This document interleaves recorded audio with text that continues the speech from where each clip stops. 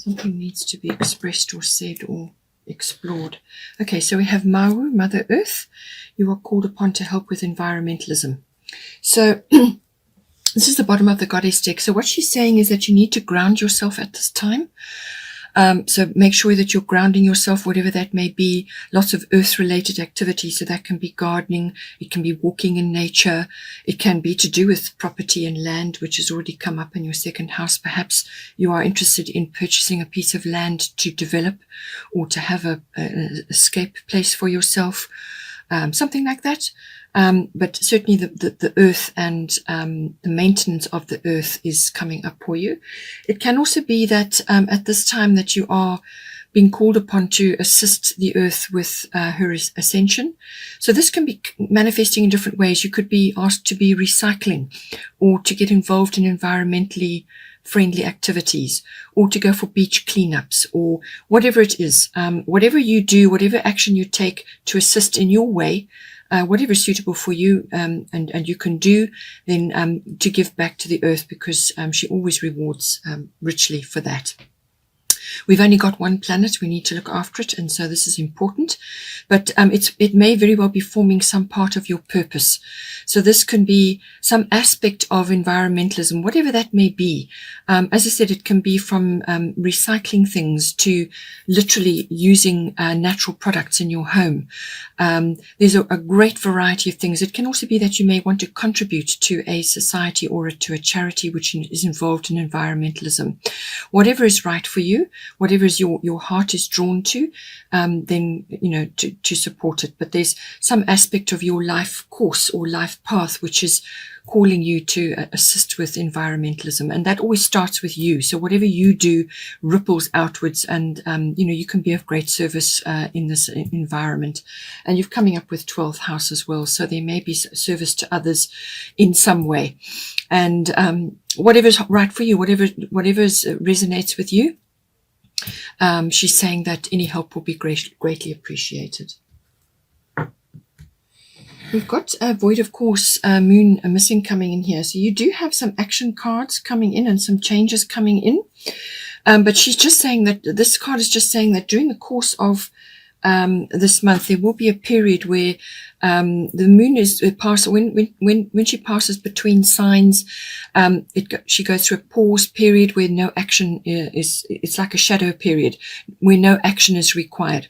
So this is about just staying your course, staying on what it is you're currently doing, not investing energy in anything right now. Just stay as you are, and wait until this period has passed, and then you can launch whatever it is you need to do. So this period is actually a period of introspection. It's a period of resting, sleeping, dreaming about the future, or dreaming about what the kind of world you want to create, or dreaming about some sort of plan you want to initiate. So it's a very fertile period for introspection. So dreaming and planning and working on something. But it's not the time to be taking that big action just yet. You need to just wait until this period has passed. It's not normally very long. It could unfold over about perhaps a week or maybe two, or some period during the course of the month. But it's just saying that, just to stay as you are until this period has completed, and then you can launch or initiate the action. Because sometimes during this, when this happens, if you launch an action, it doesn't go as planned. Things are not what they seem right now. So something doesn't come off. It's almost like a mistake happens, or something gets overlooked, or you get no result or a poor result. Whereas at a different time, you would have got a different result. So it's that kind of thing. So don't put energy into anything that you are really wanting to work. Just wait until the energy is passed, and then you can move forward with something. Okay, so we have second house here. As I said, this is everything to do with ownership, possession, land, real estate. It's also to do with your self-worth, how you view yourself. It's also your value systems, everything that you value in your life. And this has probably gone through a massive shift in the last few months. What mattered to you before probably doesn't matter to you now. All our value systems are shifting. So therefore your This also goes hand in hand with your income, so how your money is coming into you, whether you're working or you earning passive income, or it's from some artistic endeavor that you do, however you earn your income, the second house covers that. As I said to you, you've got Libra eye balance and you've got bust independent. So what it's saying is that with the Libra card, some sort of balance is required, and this usually comes in with the partnership energy. So this normally indicates that a partnership is best at this time, some sort of partnership, whether this is a relationship that is going to marriage now, because you've got the 7th house here, and Libra rules the 7th house. So whether you're going into a partnership as in a committed relationship, 7th house is not a love affair. 7th house is a committed relationship. So if that is the case, then it's saying from an ownership point of view and also from a self-worth point of view, you must maintain your independence. So this, you can apply however is appropriate for you, but it's normally monetary related, or it could be ownership related. So maintain your independence. It's important for your, it says your independence is a foundation for your strength and success. So by all means, you can combine forces in a partnership, which is what's covered by the 7th house, but maintain what what you consider to be your strength. And that, as I said, can be property, or it could be finance, or it could be some other form of ownership, certain things that you own. Just maintain that, and sort of merge on other levels. But the Libra eye balance is saying that when going into a partnership, whether it's a business partnership or it could be, as I said, a committed love relationship, it's about balancing your needs with the other person's needs. You don't get so absorbed into everything that your needs don't matter, or you can't express what your needs are. Your needs need to be expressed, and your needs and their needs need to be balanced. So this is also about mutual support, mutual understanding, and mutual goals. All right. So all of these things come in with this card. It could also be that you need to make a decision at some point, and you can see how that plays out for you. It also does cover a variety of other things like the arts, or artistic pursuits, or anything creative also comes in under this card. It also rules sort of the charm and the beauty and the appreciation of beautiful things.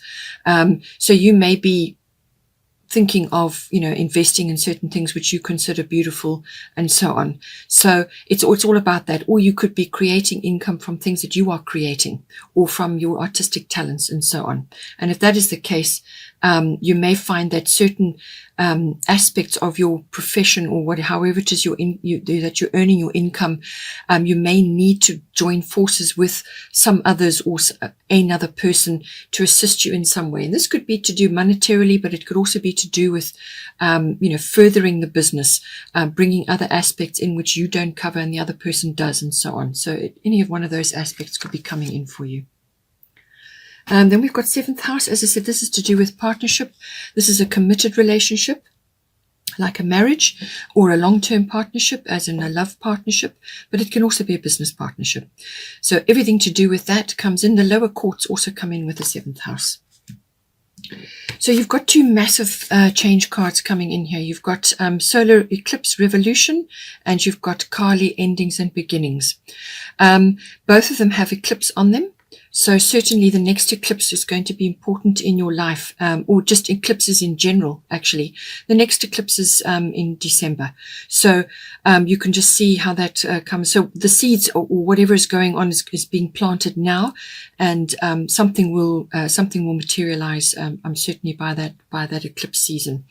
So both of them are about big changes. Okay, Kali is endings and beginnings. The old must be released so that the new can enter. So this can be taken in a variety of different ways. She's saying, do not be fearful about any changes that need to take place in this house.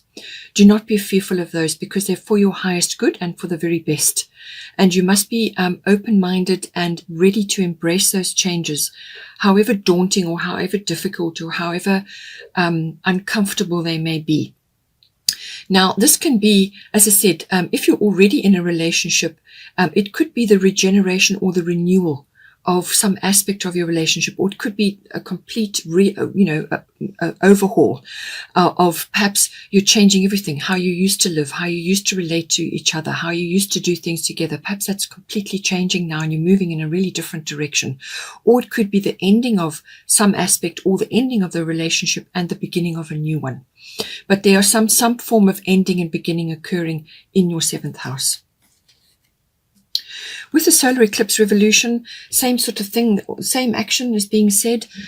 This one is usually a very quick, very abrupt turn of events coming to. So it's like an epiphany or a turning point. So you'll be going in one direction one day, and the next you will be changing literally with this event, whatever this event is going to be for you. As I said, it could be a decision that is thrust on you, but your attitude with any of these things, especially when it comes to big, powerful change cards like this, your attitude and your ability to be flexible and change is going to determine the outcome and the process of that outcome. The more resistant you are and the more that you dig your heels in, the harder it's going to be. And with Kali, endings and beginnings, she's really irresistible.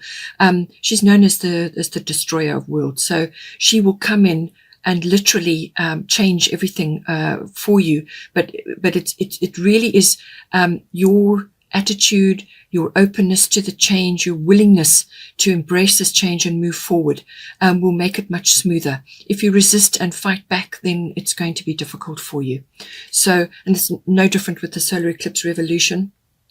So this, it can be a male influence with this card, but it's very much about self-mastery. And this can be a physical change. It's normally relationships. It can be relocation as well. But it's normally it can be a physical change. In other words, something in your actual relationship, a physical change. But it can also be internal from your point of view. So this could be a sudden realization or a perception change or something sinks into your consciousness and you start to see things really, really differently. But it's the ending of one chapter and the beginning of a new one. And it's about the mastery of your emotions and everything that's going on with this change. But literally you are going in a new direction. It can be a really swift upheaval that comes for you as well. As I said, it purely depends on what is going on in your situation. If you know that a change is coming, if you know that you need to make a change, then take steps to move this forward, and you will have the backup of Kali and of the solar eclipse to propel you forward through this, and you'll have a lot of power behind you to initiate the change. If you initiate the changes that are required, then you will have the power behind you. If you, as I said, if you resist and dig your heels in, then it's going to be much more difficult and dramatic. So see how that comes in for you. But certainly eclipse season or eclipses in general are affecting you. But it's some kind of revolutionary change, a complete rearrangement of your world. It can, as I said, if you're already in something, an existing relationship or a partnership of some kind, it can be that you need to dive in, fix, change, or create something. And once you do that, you'll create much better. So see how this comes out for you. Then we've got 12th house here. 12th house is all your unconscious motivations, desires, feelings, programming, complexities, everything unconscious. And that rules about 90% of our lives. So this is very deep. It's also about your psychic abilities, your intuitive abilities, but it's really psychic stuff. It's also your spiritual life, your meditation, your mysticism, your healing powers, whether you're receiving healing or you are giving them out to others. All of that comes in. But I feel this, because of the cards that you've got coming in here, this is about activating parts of yourself which perhaps have either been suppressed of late or just been that you haven't really harnessed them properly. And because of your Leo self, there maybe you've been wounded in some past situation and you've suppressed certain emotions, or you've suppressed aspects of your personality which really need to come out now. Okay. It's about releasing that.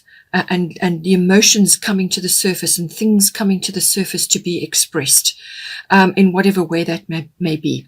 This card, it can also be about retreat, seclusion, withdrawal, solitude, reflection, all of those things. So it's some form of contemplation brings about this coming out of your inner self, your true self. You may need to go on a retreat at some point in order to bring this up for you. So some sort of, even if it's a group retreat, whether it's a yoga retreat or just you going off into the wilderness or spending time away or just time alone to actually get in touch with these feelings and situations which are bubbling underneath you. It can also be about the resolution and endings. And since you've got endings and beginnings here, something may be resolved and then ended as well. And it's the contemplation around those resolutions. It's the finding of how you truly feel and what you truly need to do about it. Okay. It's also about receiving healing and giving healing. You may be doing that in some way. It can also be about addictions of all kinds and the need to escape. So you may feel like you need to get away on a retreat, but it could also be too much escapism is about addiction as well. So that can be addiction in all forms. This house also deals with karmic lessons and karmic inheritance. So you could be grappling with karmic aspects to do with a partner, whether this is an existing partner or one that is leaving and a new one is coming in. But there's a lot of karmic resolution that needs to be done here. And this can only be done through self-reflection, going inward, doing the work. You may need to, get therapy or healing from others who can assist you with this process. So take whatever steps are necessary in order to bring you back to your authentic self, to actually air things that need to be aired at this time. It can also be about visiting certain institutions as well. And this can be government institutions. It can be a hospital. It can be a university or a library, some aspects. So there may be some learning aspect which needs to be brought out as well from this. So at the bottom, you've got the Leo I Will card. And then you've got at the top, Freya, bold, unleash your adventurous side, take risks and be daring. Okay, so as I said, I feel this is some aspect of yourself which perhaps you haven't allowed to come out, or you haven't, through some wounding or some past experience, you've kind of suppressed something. But this is about unleashing this aspect or aspects of yourself which really need to come out now, need to come, it could have been some sort of self-sabotage or some sort of self-undoing, which you have been busy with in the 12th house. Perhaps it's old programming that you are now letting go of. Perhaps it's repetitive cycles to do with partners or to do with certain aspects of relationships and so on. But the Leo card is a very romantic, fun-loving, outgoing, creative card. It's also about honor, integrity, strength, and also pride. Okay, all of these aspects may be coming in for you. Children may be coming in for you. Perhaps you need to get in touch with your inner child at this time that hasn't been heard, that's been suppressed for a long time.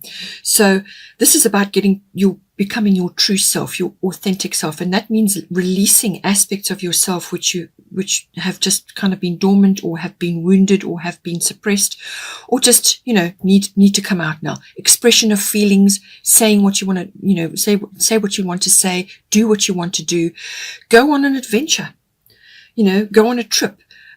Release your adventurous side, which is what Freya is saying. And this could be very well some sort of trip that you want to go on, like a retreat or some sort of journey which you want to go on, where you're going to be touching on various aspects of, harnessing your inner power. There could be a whole range of things that come up with this. It can be, as I said, a creative side of yourself which has not been released up till now. Perhaps you've been busy with a corporate career or some other kind of career which is not serving you anymore. So this could very well be a change of the way you do things. You could have been involved in a profession which is not serving you any longer, and you now need to get in touch with your childlike side, your inner child, your creative side, your fun-loving side, really release that now, and really, really be bold with what you want to do. Go after whatever it is you want to do. Unleash, as I said, unleash your adventurous side. Take risks and be daring. That is what Freya is saying. And a Friday may be important for you, because Freya is the Friday comes from the name Freya, but it's very much about getting in touch with this wonderful adventurous side of yourself. It's also appreciation of your sexuality. It's appreciation of your body, and just self-appreciation in general, okay, which can sometimes get suppressed with the 12th house. So if you've been suffering from some sort of depression, or, as I said, some kind of suppression, and it could very well have been of your creative side, now is the time to let this go. Really get in touch with this. This is the time in the world when these things really need to happen now. And it's about unleashing that and really, getting in touch with your true self, your authentic self. Just want to do a destiny card for you now. Prosperity. Lovely. Okay. So with the income house coming in here, so this is your second house, your income. There's some sort of prosperity. You're either working on that to grow that, and that is why you need a partnership of some kind, or just somebody who can bring in aspects to help you with your business. Perhaps they have skills that you do not, whether it's online marketing or an investment or a premises or something like that. Something is coming in there to assist you. It could even be a relationship partner who's going to help you in some way. But just maintain your independence, all right? Maintain and keep yourself, your own things, and that gives you strength and power. But prosperity is coming in, and I feel this is about creating prosperity, and there's something coming in for you in the second house. And from a prosperity point of view, this can also be to do with the 12th house. Perhaps, because the Leo is such a creative sign, it's all about romance, loving, adventure, and being the center of attention, and, loving, being in the spotlight and all of that. So this is like your hidden prosperity, if you want to put it that. Accessing the full Leo qualities and putting them to good use, being bold about what you want to do, being bold, take risks, be adventurous, and I feel you're going to activate the prosperity which you've been looking for. Hope you enjoyed that. Please take care, and I will see you next time.